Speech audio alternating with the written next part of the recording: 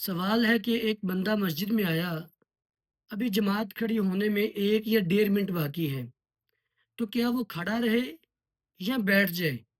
جبکہ اس نے تحیت المسجد ادا نہیں کی ہے یا وہ کر نہیں سکتا ٹائم کی قلت کی وجہ سے؟ تو اس کا جواب یہ ہے، اگرچہ کچھ علماء تحیت المسجد کو فرض قرار دیتے ہیں، جبکہ بہتر یہ معلوم ہوتا ہے کہ تحیت المسجد فرض نہیں ہے۔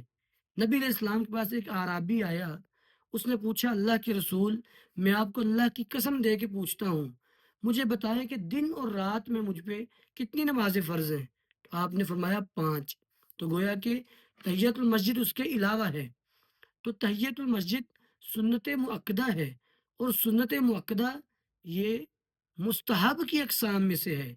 آسان لفظوں میں یوں کہہ لیں، اگر وہ بیٹھنا چاہتا ہے تو بیٹھ سکتا ہے، اس میں کوئی گناہ نہیں ہے۔